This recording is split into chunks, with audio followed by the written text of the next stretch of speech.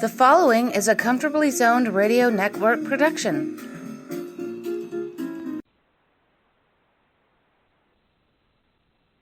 Good afternoon, everyone. This is Alan Blumkin on the Comfortably Zoned Radio Network, and I'm here with my good friend David Nemec, and today we're going to discuss the 5 franchises that moved in the 1950s.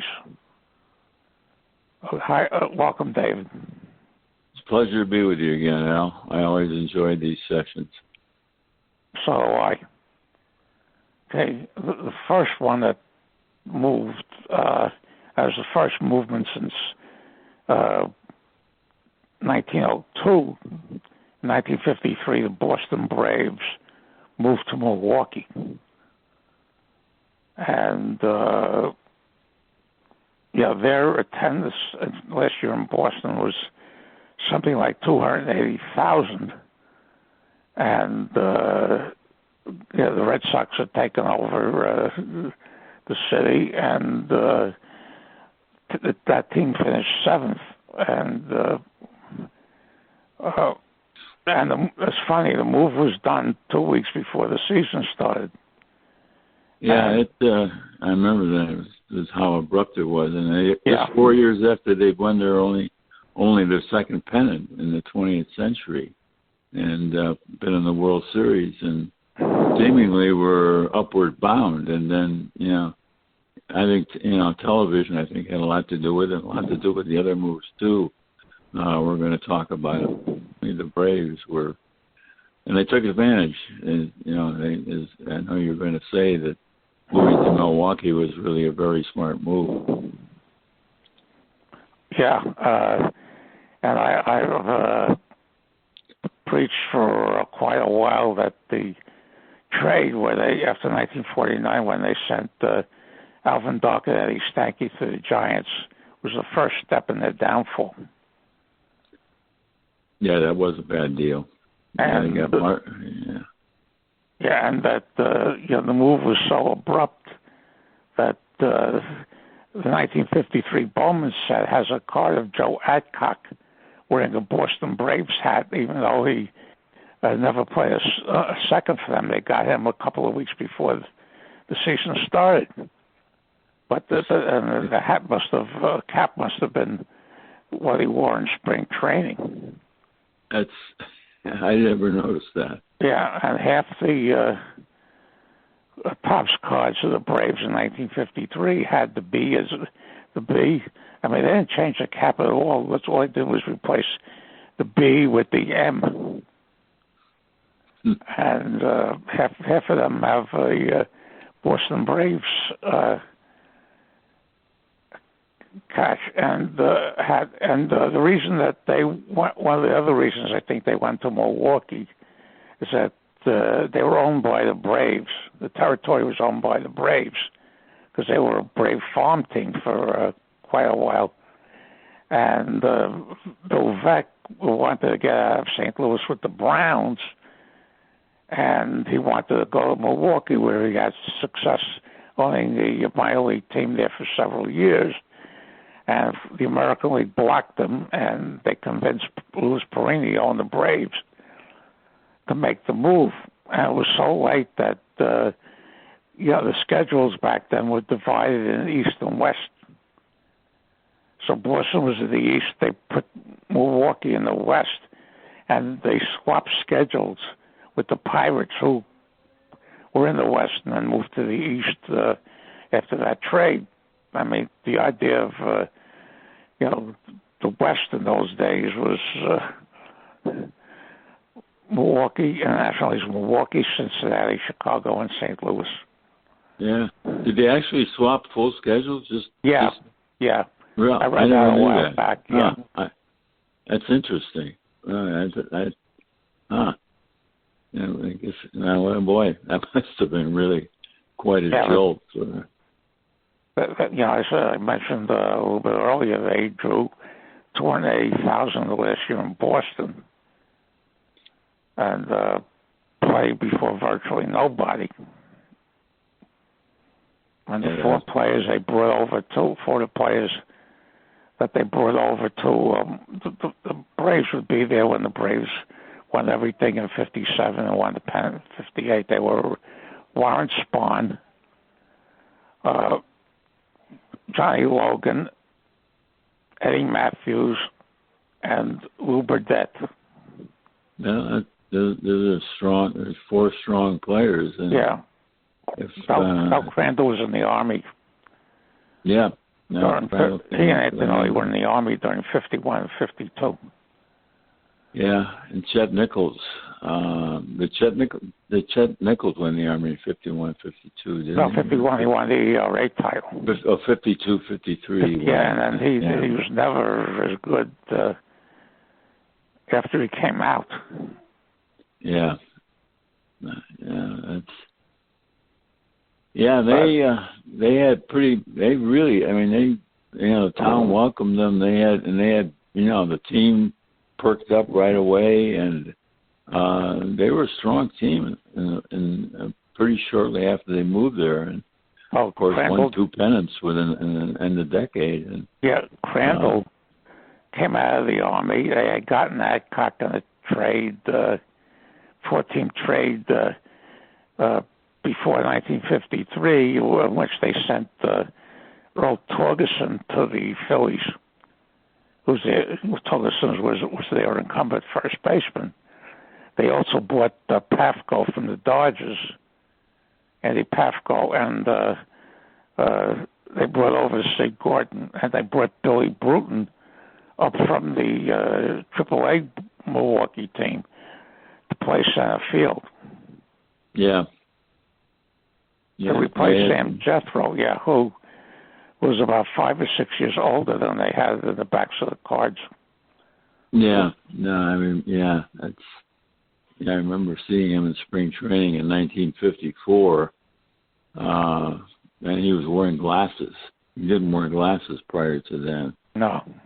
And by 54, he was, as you say, 5 years older than his baseball card said he was, and didn't have anything left. And he went to training with, I think, with the Pirates. And that was. And I think he had one at bat for the Pirates. Yeah. In 54, and that was it. But, that was. And because the move was so successful, finally the American League, did give Beck a break and allowed him to move from St. Louis. He didn't go where he wanted to go, but he went to, he did get to Baltimore. Oh, he had to sell the team before but he had to sell that. the team. He wasn't allowed to go with them. Whether they would have been better with him, and I think they would have in the front office and running the club from the top. And it was interesting because the Browns were the doormats in the American League for a long time after winning their only pennant in 44. And they were the obvious team to move. And at one time you never would have thought that because they shared Sportsman's Park with the Cardinals. And actually the Browns owned the park for and I think they owned it right up till the time they left, didn't they? And then they had to turn it over to the Cardinals. And I think they sold it to Bush, Augie Bush in 1953. And that helped get them some money and then they moved to Baltimore, and they weren't an instant hit, as I recall. I mean, I don't remember what the attendance was their first season, but it wasn't that great. Well, the first year they were 54 and 100. Yeah. And they finished 7th ahead of the woeful Philadelphia Athletics, who were 51 and 103. Yeah. And in fact, wrote in his book that when he owned the Browns, this is from Beckers and Rec, that he hired former Cardinals. He had Hornsby as a manager for a few months.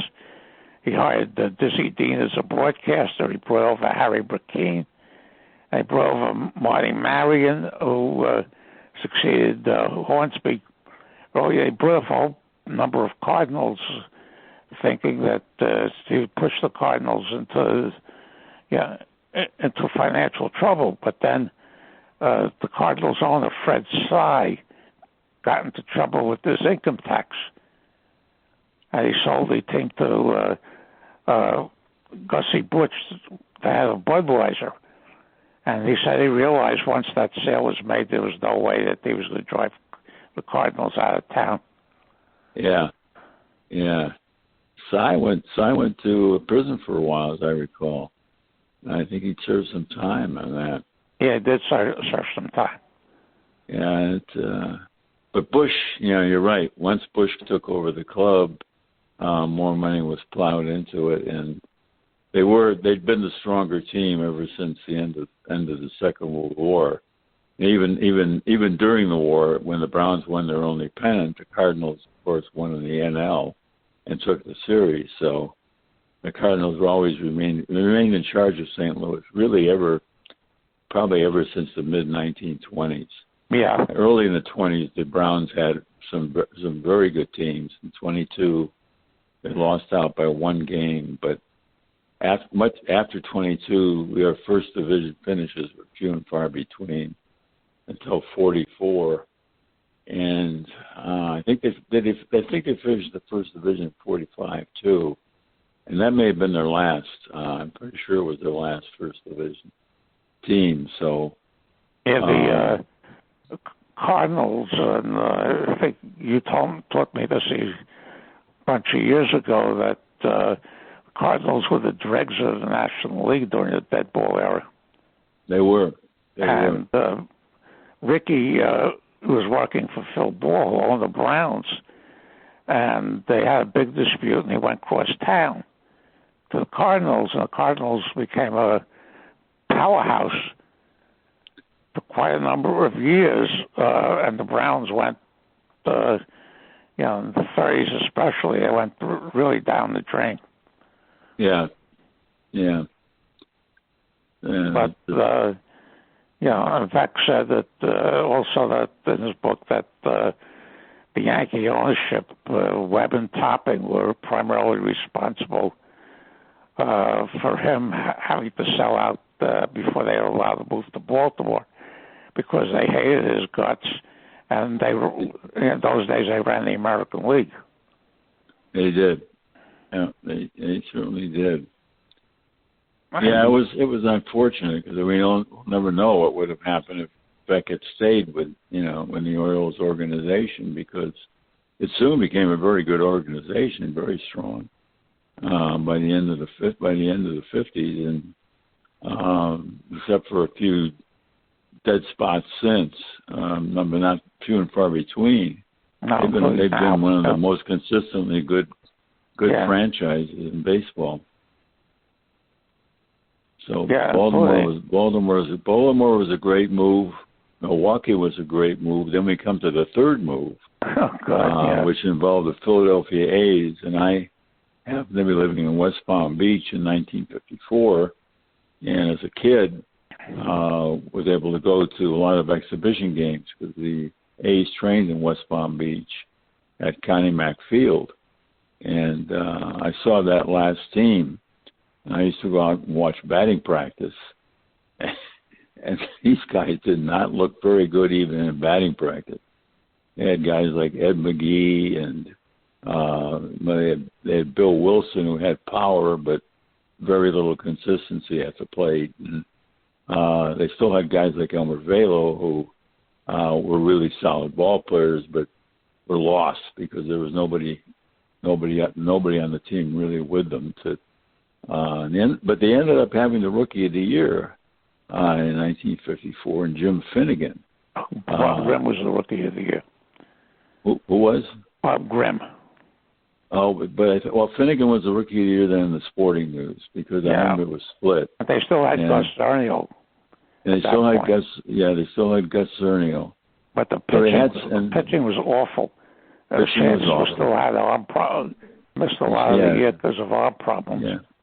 But the A's did integrate, and they had Vic Power playing, and they had a big right-hander, a black right-hander named Bob Trice, who looked pretty good for a time, but ended up never doing much.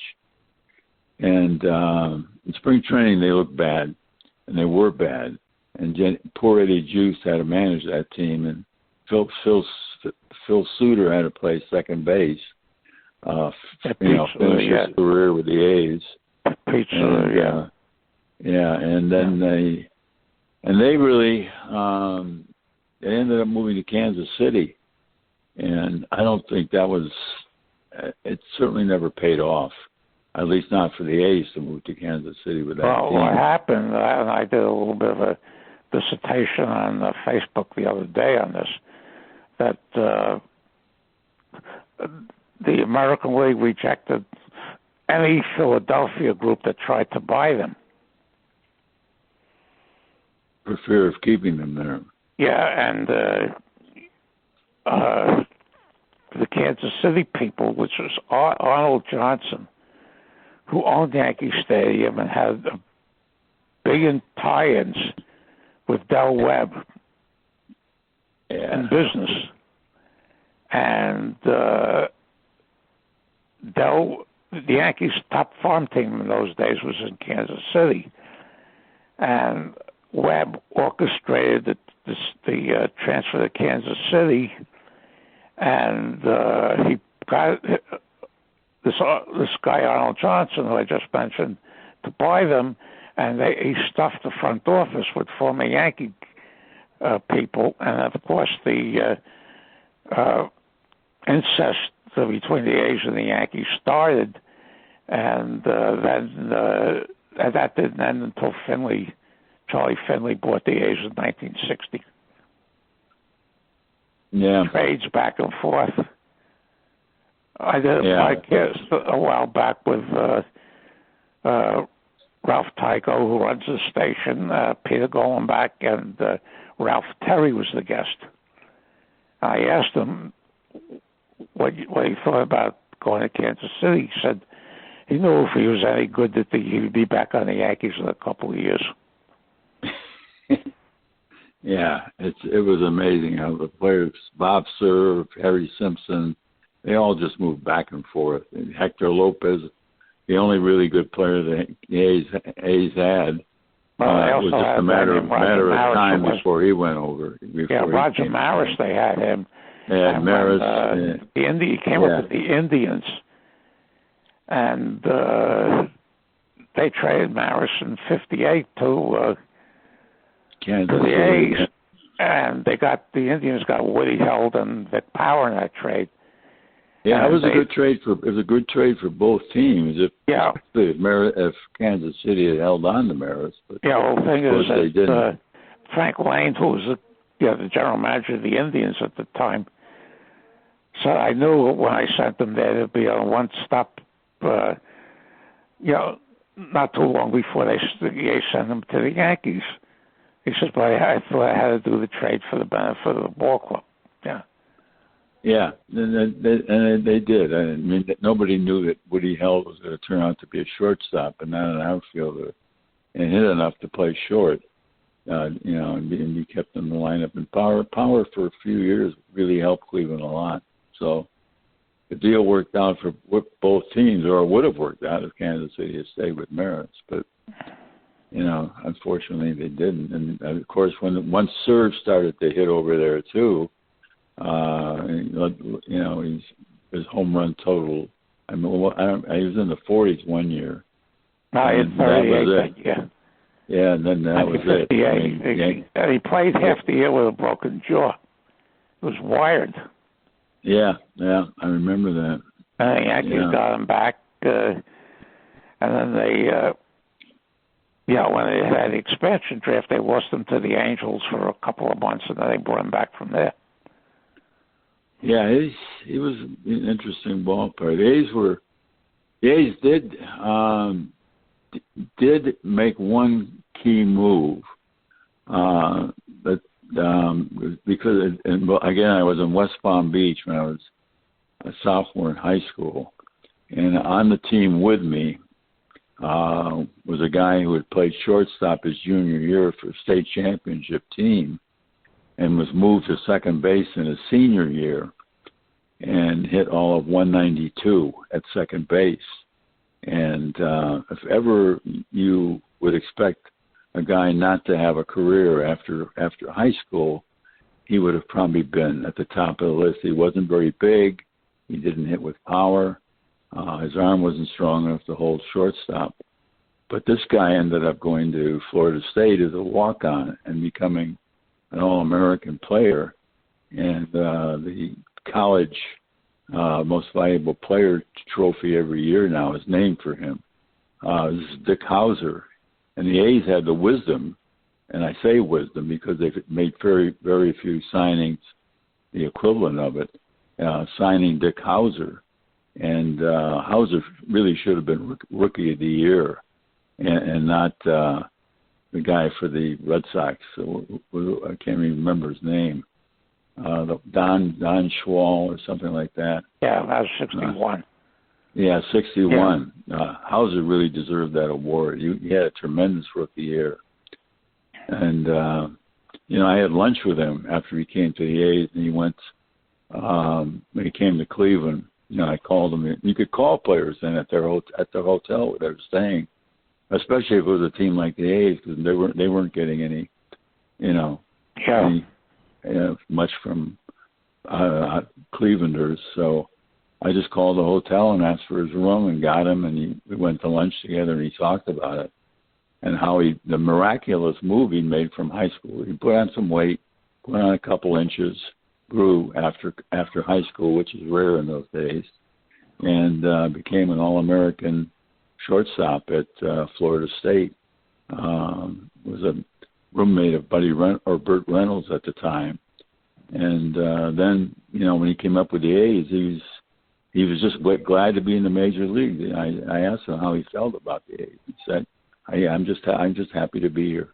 I really am just happy because I never thought it would happen in a million years. And it did. And he turned out to be a pretty fine ball player and, of course, a great manager. He, unfortunately died very young, shortly after winning the 85 series. Yeah, I think he died beginning of 80. Not sure exactly. And he died of brain tumor. Yeah. And I think in 87. His last game that he really managed was the All-Star game that year. And, he might manage the All-Star game in 86. That was, he couldn't even remember the players' names. He couldn't keep track of who had played and who hadn't. And, the players were just, they were just really didn't know what to make of it. And he went back, tried to manage the A's for a few games, and then that was it. It was tragic because it was really, I think he'd be in the Hall of Fame now because he was a great manager. He knew baseball inside and out. He knew much more than our coach when I was in high school. He was actually, telling me how to play first base, telling the shortstop how to play shortstop, telling the center fielder how to position himself. And if he had time, he would have repositioned the left fielders and right fielders too for every batter. After one time through the lineup, he pretty got a sense of every hitter on the opposing team. So he was an incredibly smart kid, really knew the game, and it paid off for him. And what's really ironic about both the Braves and the A's only lasted 13 years, and Milwaukee and Kansas City, respectively. The Braves had winning seasons every year they were in Milwaukee, and the A's had losing seasons every year they were in Kansas City. It was only near the end of their run in Kansas City that they got people like Hunter and Capish Hunter, Reggie Jackson, Bryce Campaneris, and maybe one or two of the others who helped form the dynasty that they had in Oakland in the mid-'70s.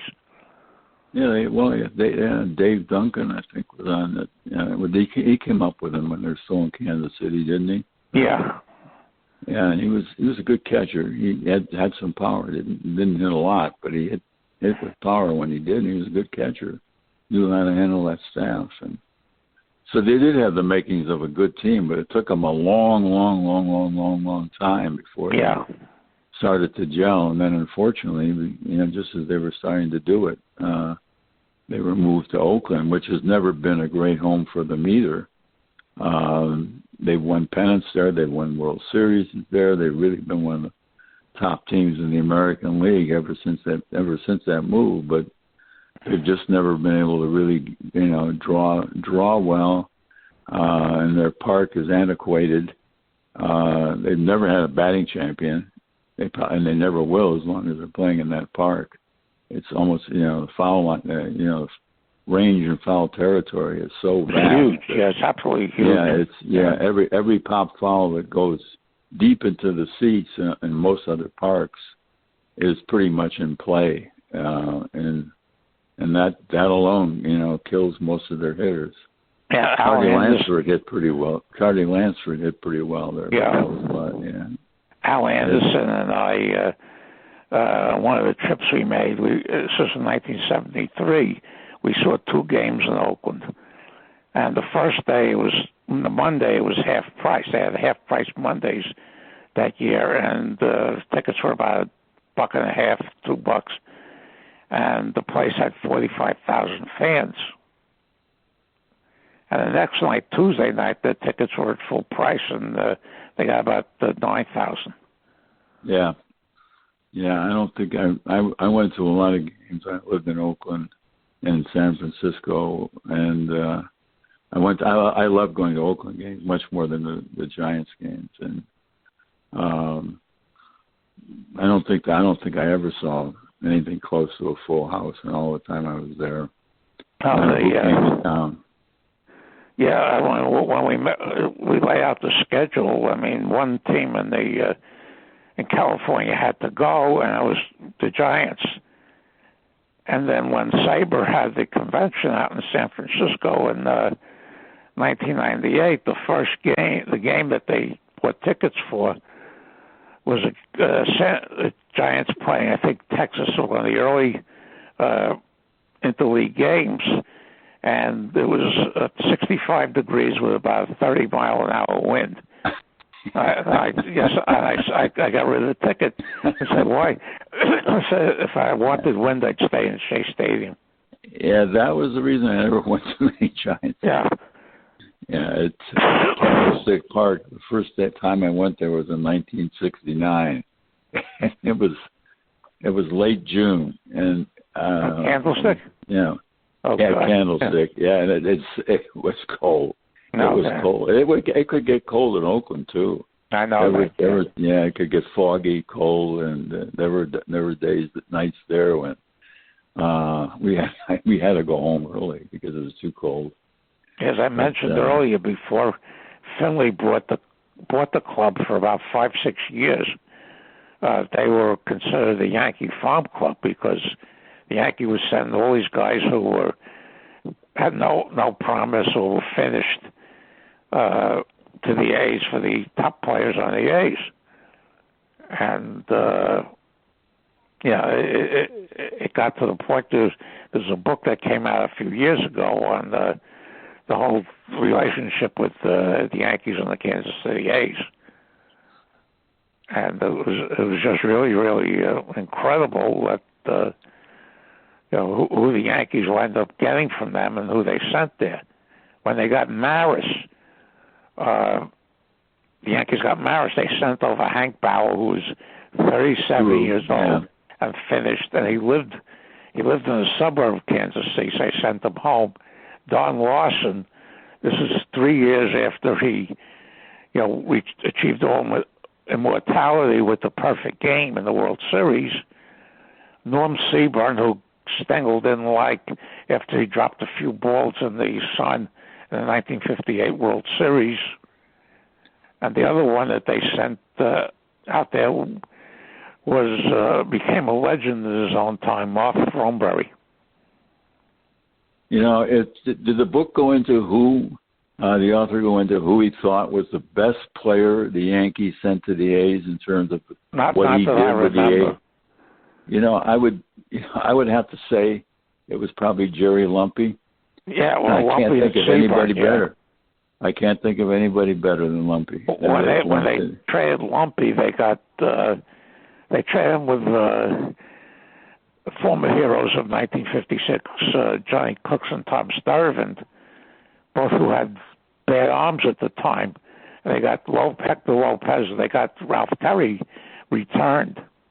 Oh, man. In that trade, yeah. So you're reviving my childhood in Cleveland. I went from and remembering those deals, and then my heart would sink every time I picked up the paper and saw another trade between the A's and the Yankees, and it was horrible. And Stengel never liked Harry Simpson for one reason or another, and they sent him back. They got him in '57 in the Billy Martin trade, and and they sent him back to Kansas City the next year.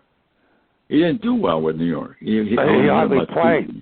Yeah. I think he only close to a full season he played there. He probably hit around 250. And Simpson had great potential when Cleveland. He came up with Cleveland. He had great minor league seasons in 49 and 50, and they were thinking of him as being an instant, maybe even rookie of the year in 51. And he had a decent rookie season, not great. Wasn't really in the running for rookie of the year or anything, close to it. And never, he had 52, 53, and then he was dealt to the, I think he was dealt to the A's, and he became a better player once he got to the A's, but never really gelled, never really. He had a very decent year in 1956 with the A's. He drove in over 100 and hit 290 something. Well, that certainly drew the Yankees' attention. Yeah. So, yeah. And I think it was 57 that he spent most of the year with them, probably with New York.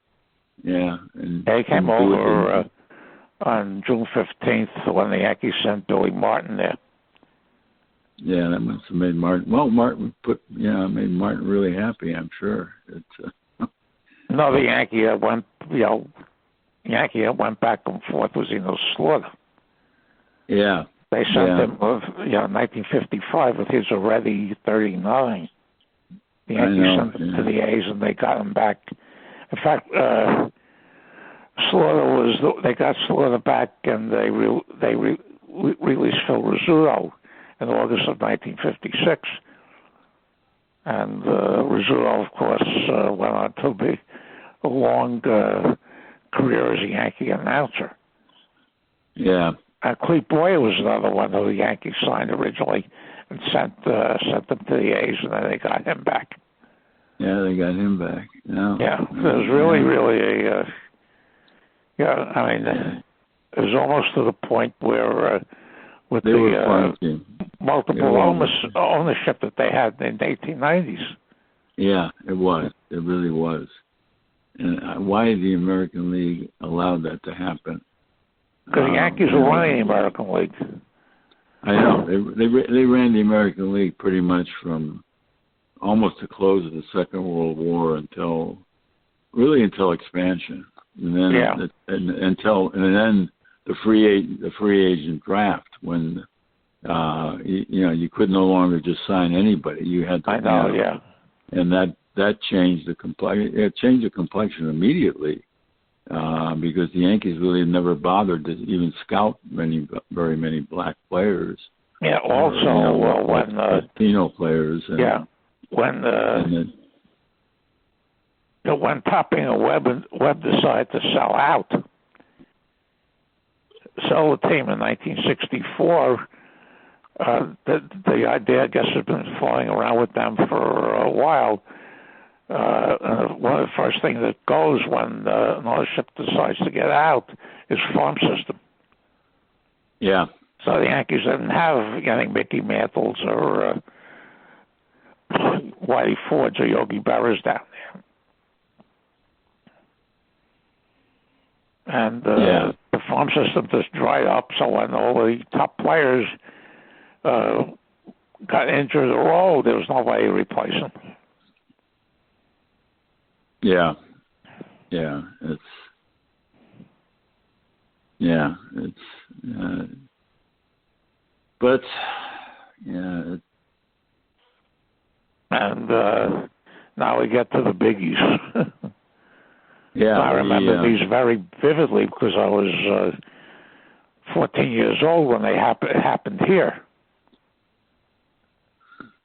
And the Giants, who stopped growing, had been reduced by the time of 1957 rolled around, the end of the season. Basically, the two assets they had were Willie Mays and Johnny Antonelli. They still had a few players left from the 51 and 54 teams, but they were basically done. And I've been suggesting this for a long time, that Stoneham held a bunch of the rookies who would make the Giants in 1958 because they didn't want to have a good year in 1957. Because the new ballpark in Minnesota was built for them. And then O'Malley decided to he convinced Stone to go out to the West Coast with him. And of course, then after 1960, the then Washington Senators moved to Minnesota and went into that ballpark. But the Giants might have been better off going to Minnesota because when they went to San Francisco and after 2 years in Seal Stadium, they built Candlestick Park. But the move was expected, but not to San Francisco, to Minnesota, but to Minnesota. They were drawing like 600, 700,000 a year the last 2 years they were there. Admittedly, the Polo Grounds is run down and not an easy place to watch a ball game. But the Yankees have taken over from them, in the last decade or so, and they were not drawing anybody. Even with Willie Mays, they were not drawing big people, but big attendance. So they decided they had to get out of there, and they were given permission by the National League in 1957 to move to San Francisco. When they got to San Francisco in the first year, they had a couple of the old Giants on. They had gotten Bobby Thompson back from the Braves when they sent Red Cheney's there. And they got rid of Thompson. They got rid of Don Mueller. And Whitey Lockman stayed there in 1958 but didn't play much. And he was released after that season. Yeah. So it was only Mays and Johnny Antonelli that produced for the Giants the last couple of years they were in New York. I know. Yeah. It's amazing how that team dropped off after the 54 series. They really... Yeah. They wouldn't bring up anybody in 57 because they wanted to save these guys for San Francisco, where they had Cepeda, Felipe Alou, Davenport, Leon Wagner, and a few others whose names escape me at the moment, that were all in that rookie class in 1958. Yeah. I think Cepeda got Rookie of the Year that year. Yeah, he did. Then McCovey got it in 59. McCovey didn't come up till 59.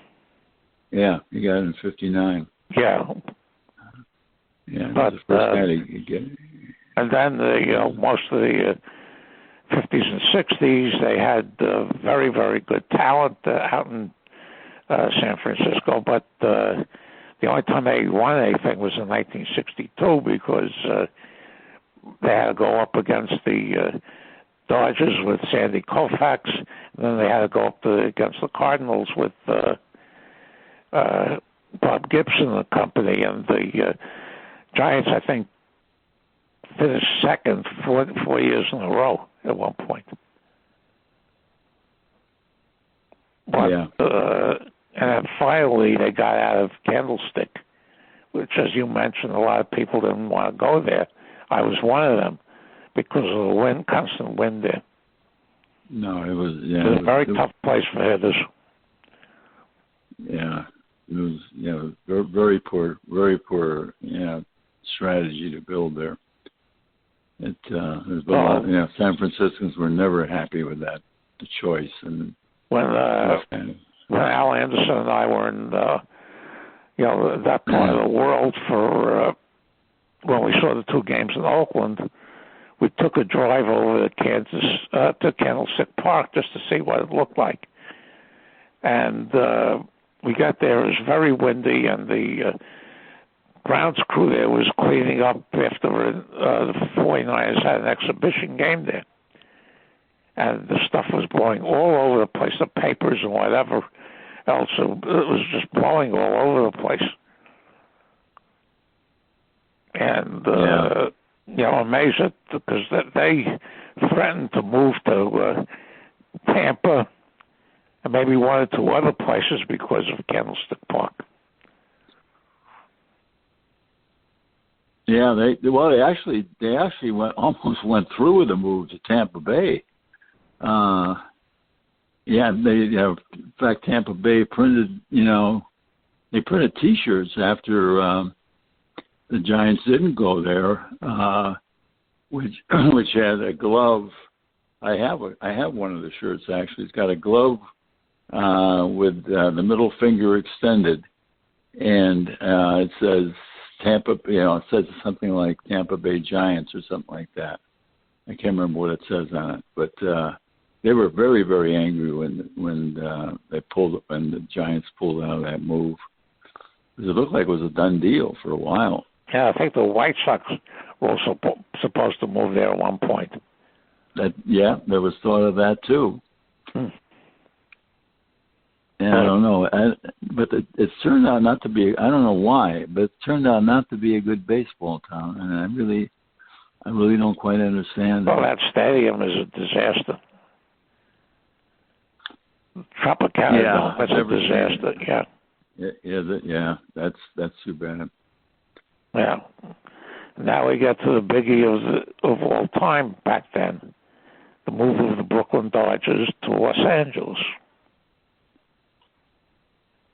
And O'Malley was looking to get out because Ebbets Field area became a bad neighborhood. And with the influx of Brooklynites out to Long Island in the late 40s and 50s, or even to Queens, a lot of the regular crowd wasn't there anymore. It was too much of a hassle. To get to Ebbets Field, and the city here, the mayor's office in 1956 offered them essentially where Shea Stadium is now, or Citi Field is now.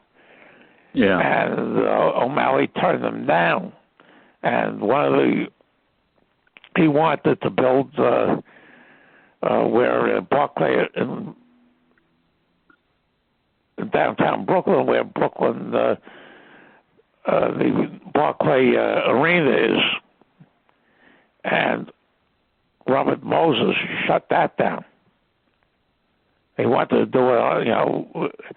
O'Malley was going to use his own money, but he needed somebody to clear the area for him, and Moses refused to do that. Yeah, I know O'Malley has really bad rep in Brooklyn, but when you look back on it and just what you're talking about, he really did give Brooklyn every chance to keep him, and they just wouldn't come through.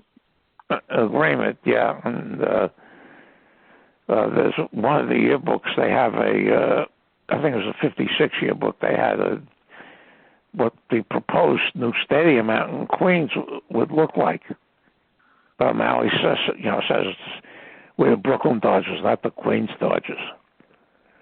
And then L.A. came along and they offered them half the world.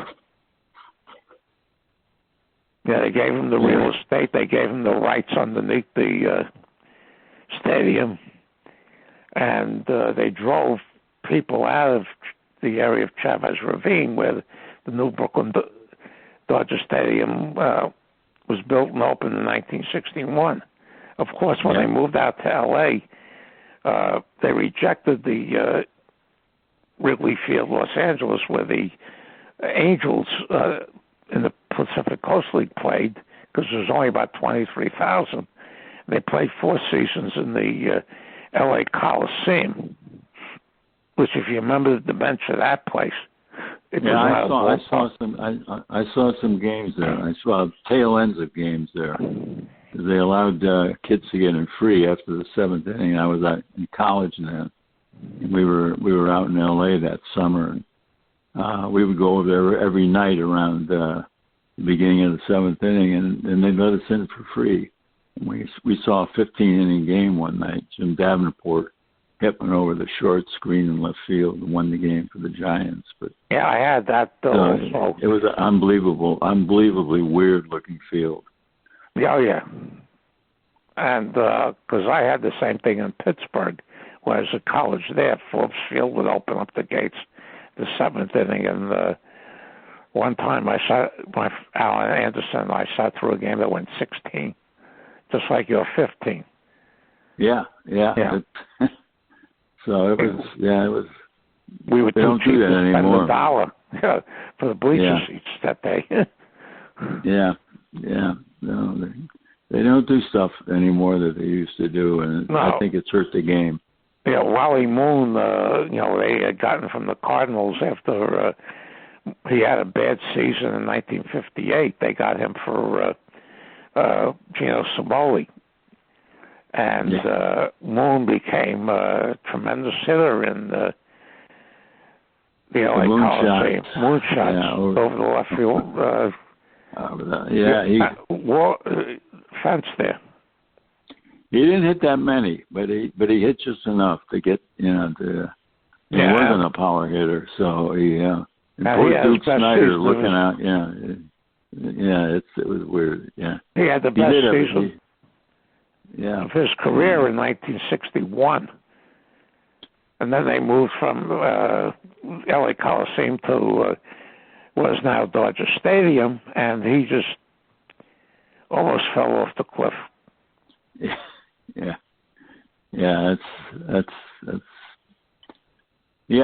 It's amazing that park now is 59 years old. I mean, it's incredible, and it doesn't show any signs of going down anytime soon. It's third behind Fenway and Wrigley. Yeah, it's now third, and I don't see any evidence that Wrigley is going to disappear anytime soon, or Fenway. So these 3 parks could they could be in for a long, long period of time still. Yeah, it's funny because the Dodgers, when they were in Brooklyn, took 65 years to win their first World Series. They came into the National League, as you know, in 1890 from the American Association. And they got out to L.A., and they got, after a very bad first year, where they won 70, I think it was 71 and 83, they wound up winning the pennant in the playoff with the Braves and beating the White Sox in the World Series in 1959. I know. 2 years for them to win it all there. And they've won their share since. It's this 32-year drought was broken this year, but prior to then they'd won quite a few World Series. So it's been a good, of all the expansion moves, that one really is the one that, or not expansion, but franchise moves, transfer cities. That one is the one that's really paid the biggest dividend without any question. It's funny, when we had one of our local SABR meetings a bunch of years ago, I got up there and I made the case for Walter O'Malley going into the Hall of Fame. I was lucky I didn't get stuff thrown at me for that. And fact, a couple of the prominent New York newspaper men, they met for lunch or something, and the story got around quite a bit, and they were asked to name the 3 worst men in the 20th century. So they put down Hitler, Stalin, and Walter O'Malley. And to this day, I don't know, because, it's been 63 years since they moved there, but there's still probably people that are still bitter about that. And I didn't want them to move because I love the rivalries with the Yankees in the World Series. Yeah. Yeah, and but they did. O'Malley ran the National League at that point, the way Topping and Webb ran the American League, and he got the votes.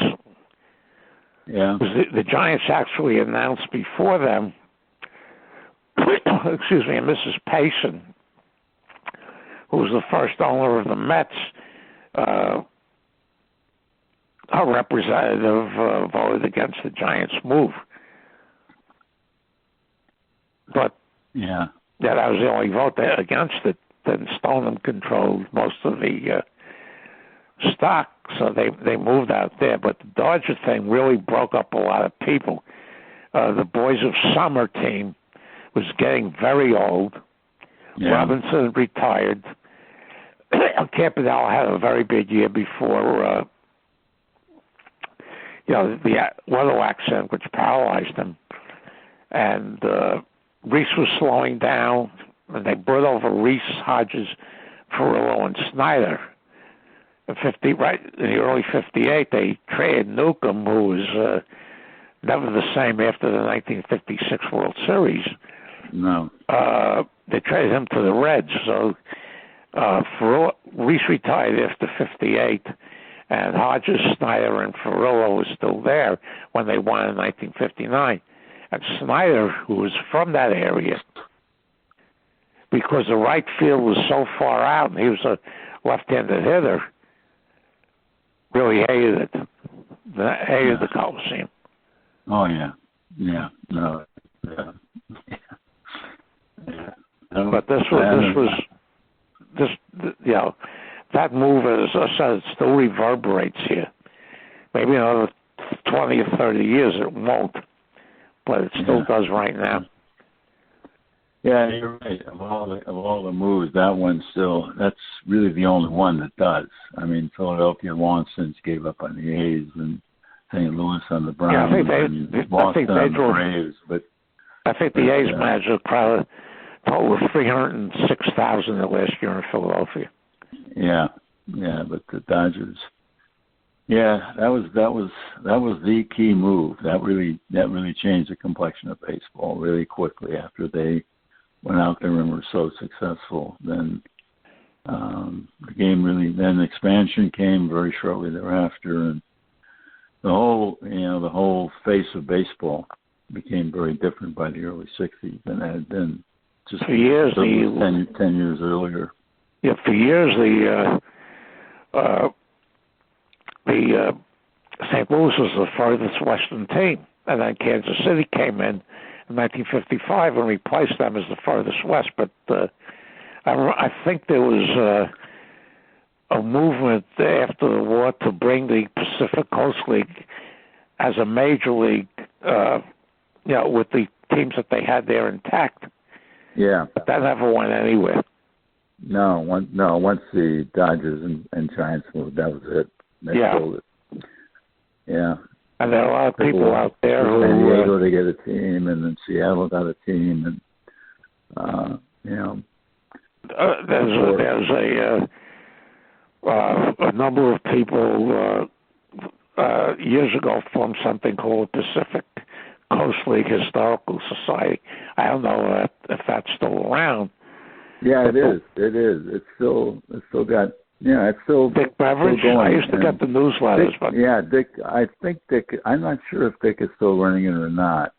But he and there were a couple other guys, and they were very good. They turned out a lot of interesting stuff and memorabilia, and they found a lot of A lot of interesting stories from the coast. And there was a book that came out a number of years ago by Dennis Snelling. Yeah. Called The Great Minor League, and it was the history of the Coast League from 03 to 57.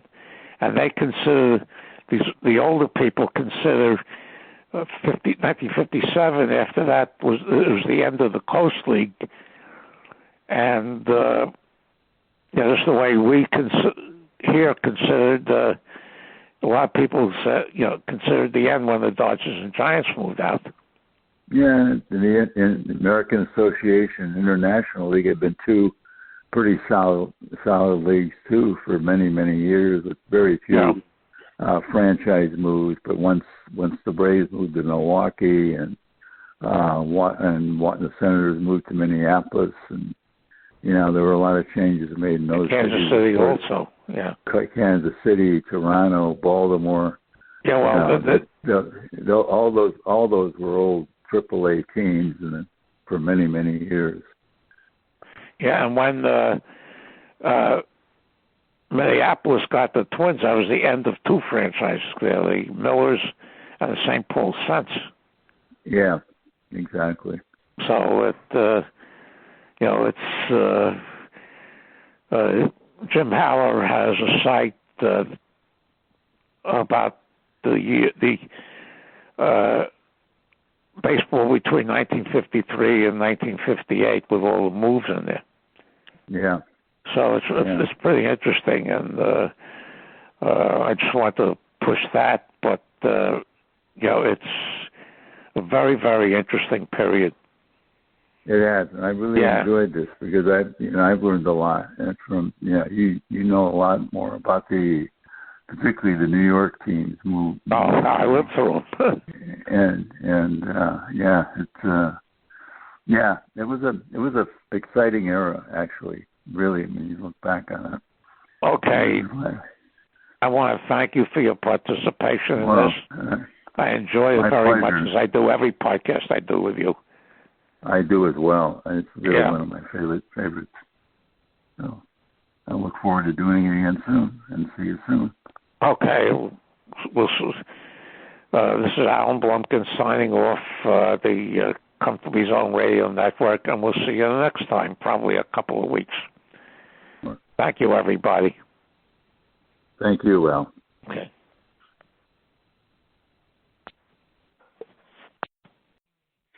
The proceeding has been a Comfortably Zoned Network production. You are advised to keep your dreams wet, your humor dry, your children and grandchildren out of military recruiting offices and off the laps of clerics who wear dresses. Thank you for listening, everyone. Happy trails.